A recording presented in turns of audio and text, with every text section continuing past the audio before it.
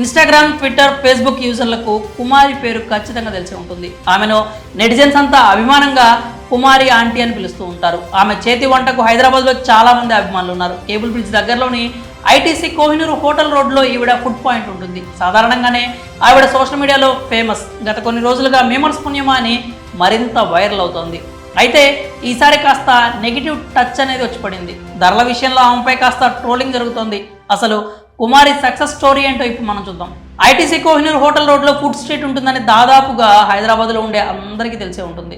ఆ స్ట్రీట్లో ఒక్కసారైనా ఫుడ్ టేస్ట్ చేసే ఉంటారు. ఆ స్ట్రీట్లో ఫుడ్ ఎంత ఫేమస్, అక్కడ కుమారి కూడా అంతే ఫేమస్. మధ్యాహ్నం గడియారంలో 12 గంటలు కొట్టగానే అక్కడికి జనాలు గుమి కొడతారు. కుమారి ఫుడ్ తీసుకొని ఎప్పుడు వస్తారా అని ఎదురు చూస్తూ ఉంటారు.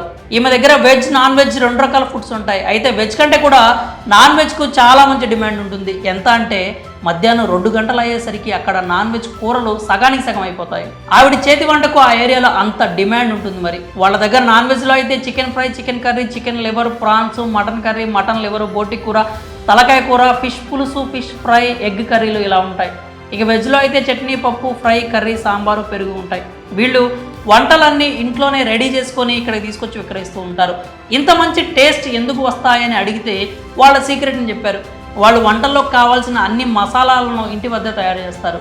ఇంట్లో వాళ్ళే కలిసి వంట చేస్తారు. అందుకే వీరికి ఇంత గొప్ప ఆదరణ లభిస్తోంది. ఇక నెగిటివిటీ విషయానికి వస్తే కుమారి చాలా ఫేమస్ కాబట్టి ఆవిడని ఎప్పుడు ఎవరో ఒకరు వీడియోలో అడుగుతూనే ఉంటారు. ఆవిడ కూడా నవ్వుతూ వీడియోలో సమాధానాలు చెప్తూ ఉంటుంది. అలాగే ఒక వీడియో చేస్తున్న సమయంలో కర్రీస్కి సంబంధించినటువంటి ధరలను చెప్పుకొచ్చింది. ఒక కస్టమర్ బిల్లు 1000 రూపాయలు అయింది. అతన్ని పిలిచి మీది 1000 అయింది, 2 లివర్స్ ఎక్స్ట్రా అని చెప్పారు. ఇంకేముంది, మేమర్స్ అంతా వీడియోను ఆధారంగా చేసుకొని ట్రోల్ చేయడం స్టార్ట్ చేశారు.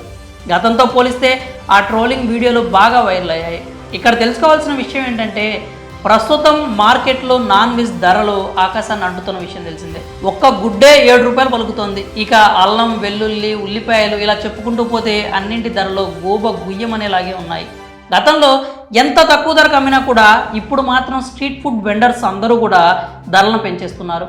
రుచిగా, శుచిగా ఆహారం కావాలంటే కాస్త ధర కూడా ఎక్కువగానే ఉంటుంది.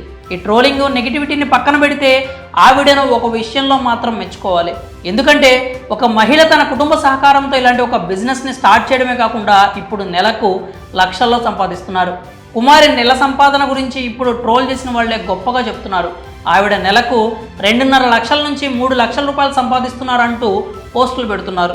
లైఫ్లో ఇది నిజంగా ఆవిడ సాధించిన సక్సెస్ అనే చెప్పాలి. ఈ విషయం తెలిసిన తర్వాత నెటిజన్స్ కూడా కుమారి మీద, ఆవిడ సక్సెస్ స్టోరీ మీద ప్రశంసలు కురిపిస్తున్నారు.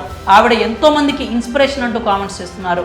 మరి స్ట్రీట్ ఫుడ్ వెండర్ కుమారి సక్సెస్ స్టోరీపై మీ అభిప్రాయాలు ఏంటో కామెంట్స్ రూపంలో తెలియజేయండి.